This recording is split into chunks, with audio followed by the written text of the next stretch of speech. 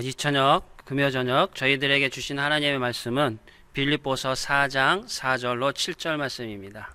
우리 다 같이 교독하시겠습니다. 주 안에서 항상 기뻐하라. 내가 다시 말하노니 기뻐하라.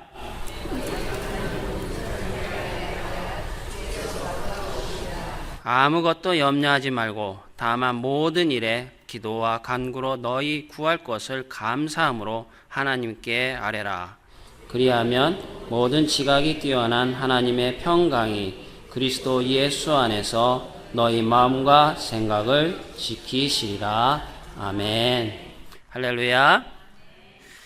오늘 말씀은 너무나도 유명한 누구나 다 알고 있는 그런 말씀 구절입니다. 빌립보서를 우리가 한마디로 정의한다면 기쁨의 서신이라고 할 수 있습니다. 자그마치 기쁘다는 표현이 17번이나 나오게 됩니다.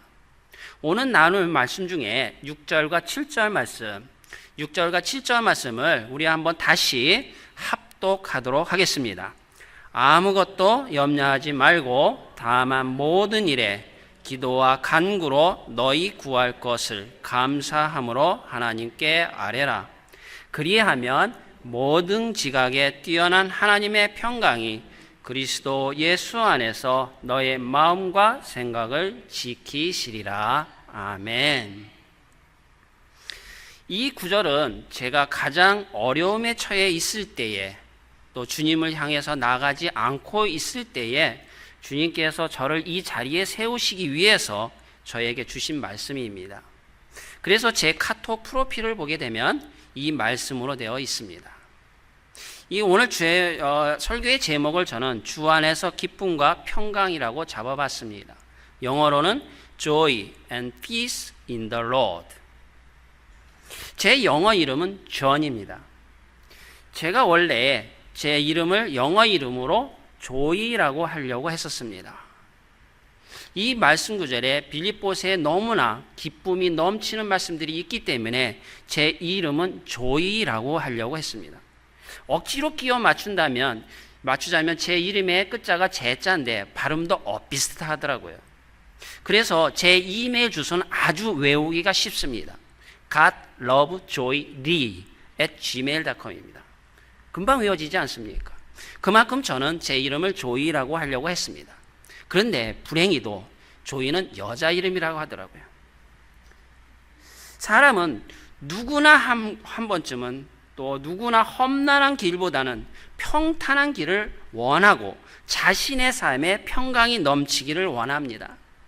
그러나 사람은 끊임없이 다가오는 문제와 괴로움으로 인해서 온전히 평화로운 삶을 누리지 못하고 더욱이 자신 안에서 끊임없이 일어나는 정욕과 미움과 슬픔 등으로 인해서 평강을 잃어버리기 일쑤입니다.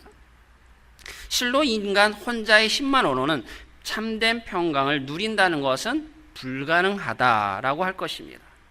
그런데 오늘 본문에서 바울은 우리가 평강을 누릴 수 있는 비결을 제시하고 있습니다. 인간으로서는 도저히 누릴 수 없는 평강이지만 우리의 생각과 마음을 지키시고 그 안에 참된 평강을 베푸시는 하나님이 함께 하심으로 인해서 평강의 삶이 이루어질 수 있음을 가르쳐 주고 있는 것입니다. 그렇다면 진정 우리의 삶이 하나님의 평강이 함께하는 삶이 되어지기 위해서는 어떻게 해야 될지 오늘 말씀을 통해서 깨닫는 시간이 되시길 축원합니다. 첫 번째로 주 안에서 기뻐하는 삶은 명령이자 구원받은 자의 당연한 결과입니다. 4절 말씀입니다. 우리 4절 말씀을 다시 한번 같이 읽도록 하겠습니다. 주 안에서 항상 기뻐하라. 내가 다시 말하노니 기뻐하라.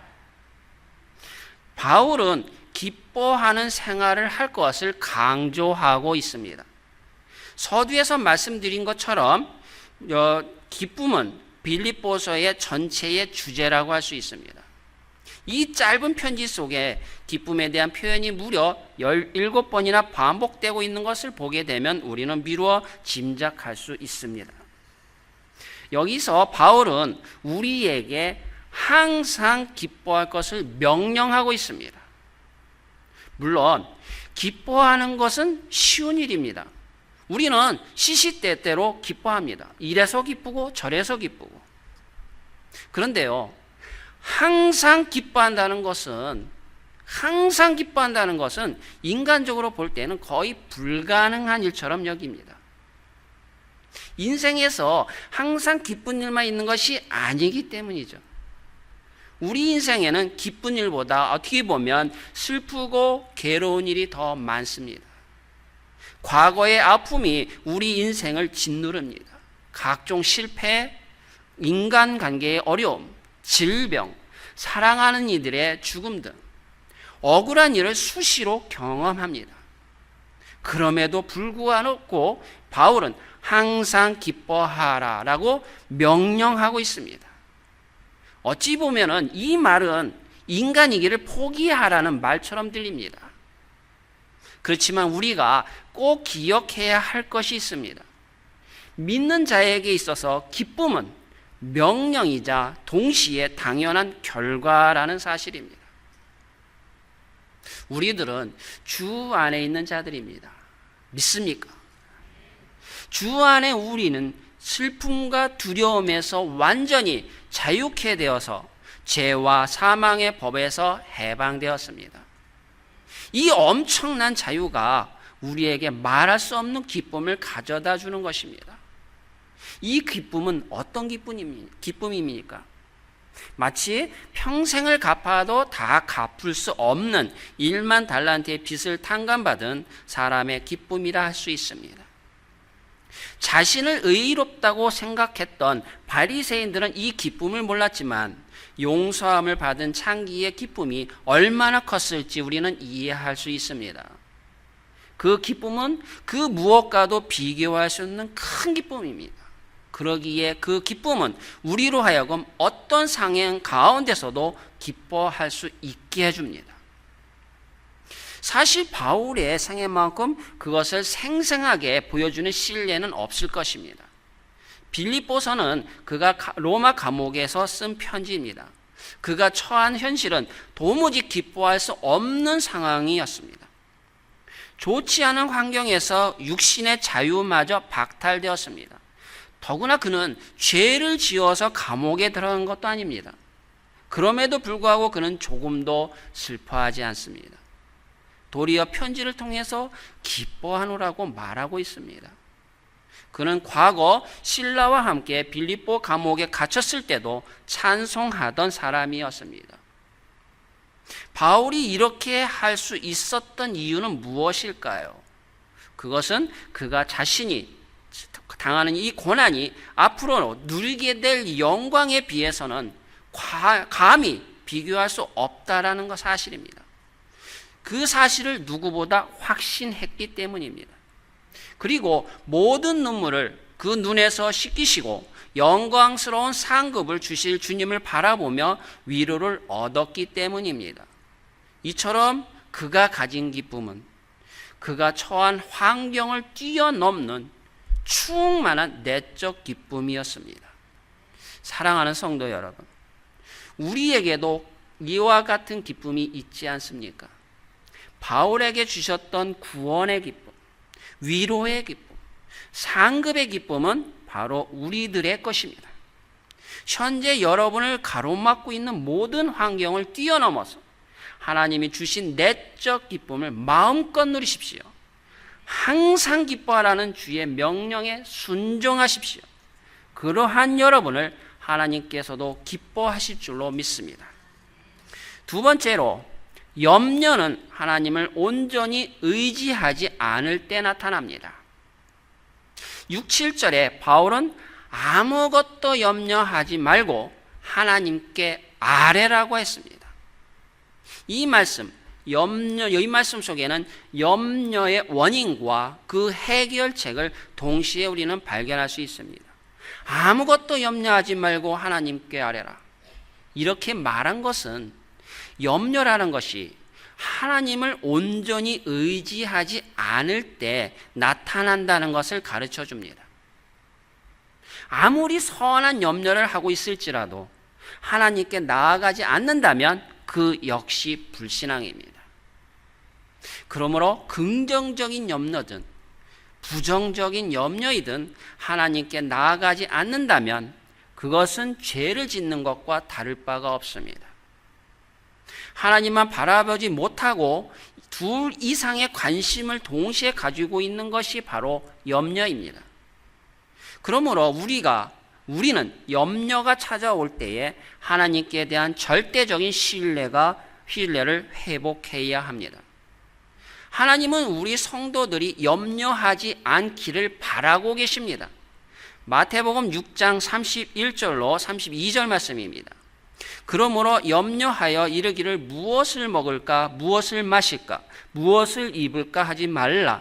이는 다 이방인들이 구하는 것이라. 너희 하늘 아버지께서 이 모든 것이 너희에게 있어야 할 줄을 아시느니라. 아멘. 하나님의 자녀인 우리에게 있어서 염려하는 것은 합당한 태도가 아닙니다. 하나님은 우리에게 늘 좋은 것으로 공급해 주시며 더구나 우리 개개인의 필요를 정확하게 아시는 분이시기 때문입니다. 어린 자녀들을 한번 생각해 보십시오. 그 아이들에게는 염려가 없습니다. 우리 부모가 필요한 것을, 내가 필요로 하는 것을 공급해 준다는 것을 경험적으로 알기 때문입니다. 물론 아이들은 아직 철이 없으니까 그렇다라고 말할 수도 있습니다. 그런데요, 사실 아이들이 이렇게 행동하는 이유가 뭡니까? 우리는 엄마 아빠를 절대적으로 믿는다는 것이 저변에 깔려 있다는 겁니다. 절대적으로 믿기 때문에, 부모가 필요한 것을 대주기 때문에, 이것을 믿기 때문에 아이들은 염려가 없다라는 겁니다. 사랑하는 성도 여러분, 하찮은 새와 들꽃도 돌보시는 하나님인데 하물며 그 자녀를 돌보지 않으시겠습니까? 우리들은 그것들보다 더 귀한 존재가 아닙니까? 하나님께서 지금까지 한 번이라도 여러분을 실망시킨 적이 있습니까? 없을 것입니다. 만약에 있다면 그것은 우리가 하나님을 신뢰하지 않고 막연히 바랬기 때문입니다. 즉, 문제는 하나님에게 있는 것이 아니라 나 자신에게 있는 것입니다. 하나님은 우리를 위해서 자기 아들까지라도 아낌없이 주신 분이십니다. 그러므로 모든 염려를 하나님께 아뢰고 맡겨버리십시오. 그리하면 하나님의 사랑 가운데서 평안함을 얻게 될 것입니다. 다시 6절을 보게 되면 바울은 아무것도 염려하지 말라고 권면하고 있습니다. 이것은 당연한 권면이라고 할 수 있습니다. 왜? 모든 성도는 이미 평안을 소유한 자들이기 때문입니다. 우리는 예수님을 통해서 심판과 또 형벌의 두려움에서 해방되었습니다. 하나님이 우리에게 주시는 평안은 세상이 주는 것과는 근본적으로 다릅니다. 따라서 우리에게 평안이라는 말은 매우 친숙한 단어요, 가장 많이 누리는 축복 중에 하나일 것입니다. 그런데요, 이미 평안을 소유하고 있음을 깨닫고 있는 사람도 있지만 깨닫지 못하고 있는 사람도 있습니다. 어떻게 해야 이것을 알 수 있을까요? 어떻게 해야 깨달을 수 있을까요? 어떻게 해야 이 마음속에 있는 평안이 유지될까요? 매일의 삶 속에서 우리의 마음에 평안을 유지시키는 그 비결은 바로 우리의 마음이 전적으로 하나님께 향해 있도록 해야 하는 것입니다. 이사야 26장 3절 말씀입니다. 주께서 심지가 견고한 자를 평강하도록 지키시리니 이는 그가 주를 신뢰함이니라. 이처럼 평안을 위해서는 마음을 지키는 것이 가장 중요합니다.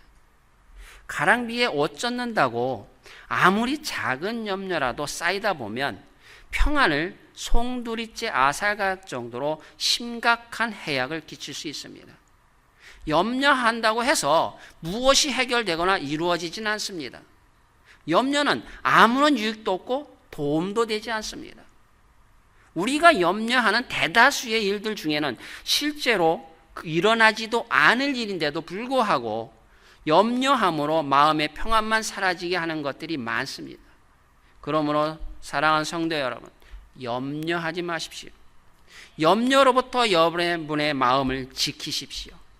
그리함으로 하나님께서 주신 마음의 평안을 누리는 여러분들이 되시기를 바랍니다. 세 번째로, 감사는 하나님을 신뢰하는 자가 가져야 될 기본 마음가짐입니다.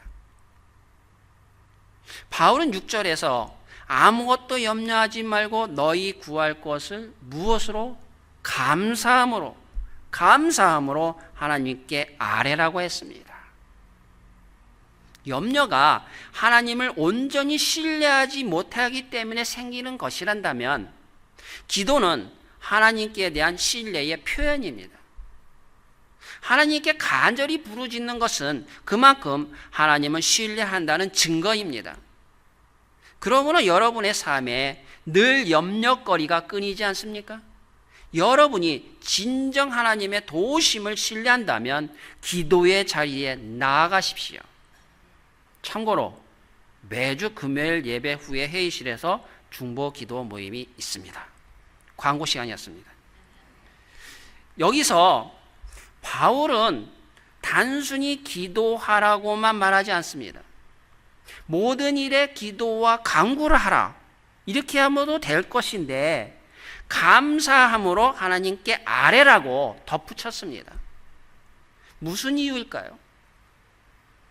기도할 때에 감사하는 마음으로 하는 것이 그만큼 중요하다라는 것을 말해줍니다. 간혹 우리는 기도하러 나와서 감사하지 못하고 불평하고 원망함으로 기도할 때가 있습니다. 마구 몸부리치면서 기도하긴 하는데 그의 마음에 하나님께 대한 경외감이나 찬양의 마음이 없습니다. 그것은 기도하는 자의 바른 자세가 아닙니다. 왜 그렇습니까? 감사는 하나님을 신뢰하는 자의 기본 자세이기 때문입니다. 며칠 전에 저희 막둥이를 학교에 데려다 줬을 때의 일입니다. 가끔 물어보시는데요. 저는 아이가 셋입니다. 첫째는 24살, 둘째는 22살, 막둥이 딸내미는 이제 이번 달에 8살입니다. 너무나 귀엽습니다. 그 아이를 학교에 데려다 주는데 아이가 이렇게 얘기하더라고요. 아빠, 나 달 하나만 사줘. 달을 사달래요. 달을. 요게 놀리는 것 같기도 하고 너무 귀엽지 않습니까? 그래서 속으로 웃음은 나왔는데 일단은 물어봤습니다. 알았어. 근데 어떻게 사지? 그랬더니 하는 말. 아마존. 아마존에서 사오랍니다. 어린 자녀가 마구 원망하고 불평하고 때를 쓰면서 뭔가를 사달라고 할 때에 당장 그 요청을 들어주는 부모가 있습니까? 귀찮아서 들어주겠죠. 대부분의 부모는 그렇지 않습니다. 그 요구를 들어주기 전에 먼저 공손한 태도와 감사하는 마음을 가지도록 가르쳐주고 나서 사주는 것이 순서일 것입니다. 저희 막둥이처럼 귀여우면 사줄 수 있습니다. 따라서 감사함으로 기도하지 않는 자는 하나님을 참으로 신뢰하는 자라고 할 수 없습니다. 왜냐하면 감사는 곧 하나님의 사랑과 은혜를 경험한 자의 당연한 반응이기 때문입니다. 그러므로 우리는 기도할 때에 언제나 감사하는 마음으로 해야 합니다. 우리가 하나님께 받은 것이 얼마나 많습니까? 하나님은 선인이나 악인이나 가리지 않고 햇빛과 비를 모든 사람에게 은혜로 주시는 분이십니다. 어디 그뿐입니까? 우리 믿는 자들에게 있어서 성도가 되었다는 그 사실 자체만으로도 감사 제목이 됩니다. 죄악으로 지옥에 갈 수밖에 없는 죄인들을 위해서 외아들 예수 그리스도를 보내주시고 대신 죽게 하신 은혜가 얼마나 크고 놀랐습니까? 그 은혜는 우리가 평생 찬송하고 감사해도 갚을 길이 없습니다. 거기에다가 우리 삶 중에 시시때때로 주시는 하나님의 크고 작은 은혜의 손길들을 다 기억한다면 어찌 감사하지 않을 수 있습니까? 그러므로 감사의 기도는 우리 믿는 자의 기본 자세인 것입니다. 더 나아가 감사의 기도는 기도 응답을 확신하는 그 결과라는 점에서 하나님께 대한 신뢰의 표시이기도 합니다. 그러므로 사랑하는 성도 여러분, 기도할 때 먼저 하나님의 은혜를 기억하시기 바랍니다. 나의 궁핍한 형편, 짓누르는 염려거리를 생각하지 말고 먼저 하나님께 초점을 맞추어 감사하시기 바랍니다. 감사와 더불어 기도할 때에 하나님께서는 반드시 좋은 것으로 응답해 주십니다. 받을 손이 준비된 자에게 먼저 선물을 나눠주듯이 하나님은 감사의 마음을 가진 성도들에게 최상의 것으로 응답해 주실 것입니다. 마지막으로 평강을 주심은 실제적인 기도의 응답보다는 더 근본적으로 저희들의 문제를 해결해 주시는 것입니다. 7절 말씀입니다. 7절 말씀은 우리 다 같이 읽도록 하겠습니다. 그리하면 모든 지각에 뛰어난 하나님의 평강이 그리스도 예수 안에서 너희 마음과 생각을 지키시리라. 아멘. 이 7절 말씀은 6절의 결과에 대한 증거입니다.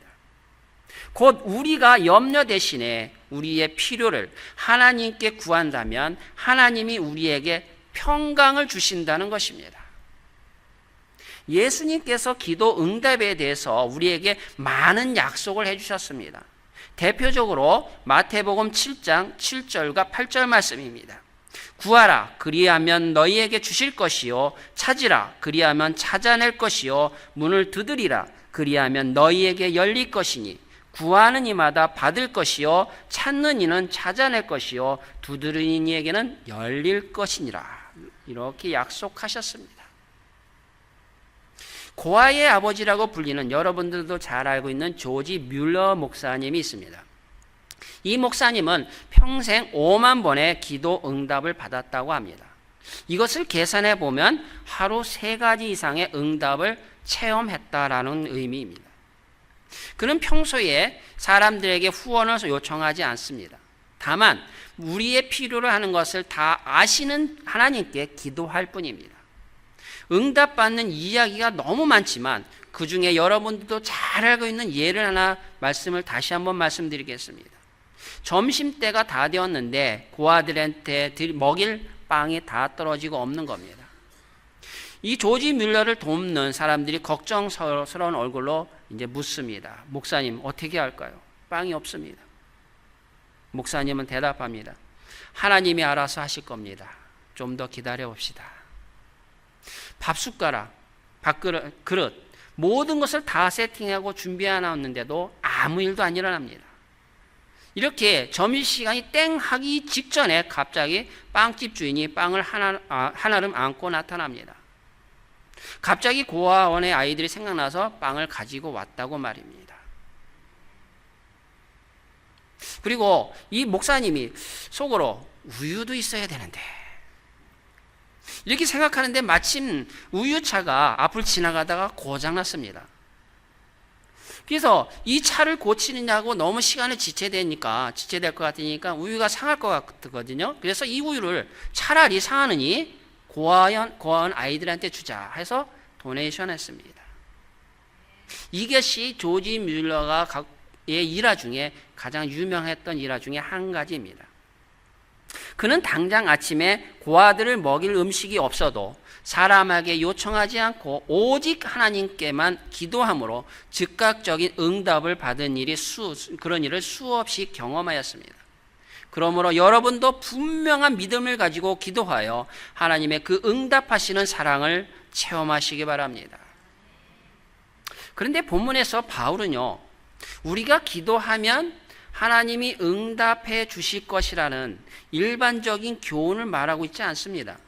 그는 도리어 우리가 기도하면 하나님이 평강이, 하나님의 평강이 우리 마음과 생각을 지킬 것이라고 말씀하고 있습니다.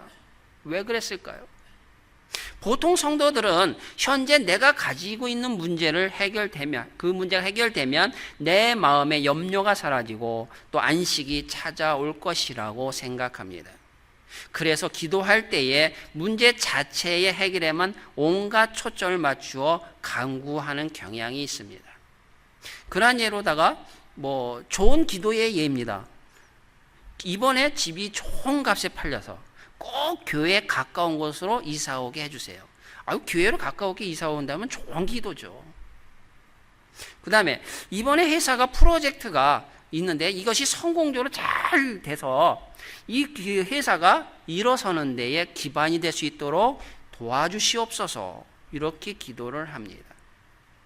그런데요, 그런 자세로 기도하게 되면 기도 응답이 될 때까지, 당장 되는 거 아니지 않습니까? 이 될 때까지 매우 마음이 초조해집니다. 또한 이 기도로다가 문제가 해결되었다가 하더라도, 그랬다 하더라도 해결해야 할 또 다른 문제가 발생되면 또다시 염려하게 될 수 있습니다. 그런 의미에서 하나님의 평강이 우리들의 마음과 생각을 지킨다는 것은 어떤 구체적인 기도 제목의 응답이라고 하는 그것보다는 훨씬 근본적인 해결을 약속해 주시는 겁니다. 여기서 지키시다란 말은 호위하다라는 군대 용어입니다. 로마 군대의 철통 같은 보초가 얼마나 든든해 보이겠습니까? 이처럼 하나님께서는 성도들이 기도할 때에 평강이라는 파수꾼을 보내셔서 모든 염려와 실망으로부터 성도들의 마음을 호위해 주실 것입니다. 그렇게 되면 또 다른 문제거리가 생긴다 할지라도 이미 얻은 평안으로 그것을 크게 근심하지 않을 수 있습니다. 사랑하는 성도 여러분, 이 사실이 든든하지 않습니까? 하느님께서는 우리의 필요를 중시하시지만 그것보다는 주 안에서 우리가 평강을 누리는 것을 더 귀히 여기십니다. 그러므로 필요에만 급급한 기도를 하지 마십시오. 오늘 본문 말씀처럼 참된 기도는 우리가 그리스도 예수 안에 있음을 확인하며 그리스도의 평강이 나의 마음을 주장하게 하는 시간입니다. 또한 기도는 나보다 나를 더 잘 아시는 하나님께서 가장 좋은 것으로 주실 것을 깨달음으로 평화를 얻는 시간입니다. 모든 지각에서 뛰어난 하나님은 우리의 온갖 구하는 것이나 생각하는 것에 더 넘치도록 능히 하실 수 있는 분이십니다. 그러므로 평안함이야말로 기도 응답보다 더 소중하고 신령한 은혜임을 믿으시기 바랍니다. 말씀을 마치겠습니다. 태초로부터 선택받은 주의 자녀들은 주 안에서 기뻐하는 삶이 주님의 명령임을 명심하시기 바랍니다. 주님의 명령대로 항상 기뻐하는 삶이 되기 바랍니다. 이것이 믿는 자로서 당연한 삶인 것입니다. 염려와 걱정이 있으십니까? 하나님을 온전히 의지할 때에 하나님께서는 우리에게 마음의 평안을 주실 줄로 믿습니다. 평안은 하나님께서 자녀에게 주는 축복이십니다. 하나님께 감사함으로 기도하시기 바랍니다. 그러면 하나님께서 평강으로 우리의 모든 염려와 모든 문제를 근본적으로 해결해 주실 것입니다. 이 시간 오늘 말씀을 통해서 성도님들에게 하나님의 평강이 깃드시길 주님의 이름으로 축원드립니다.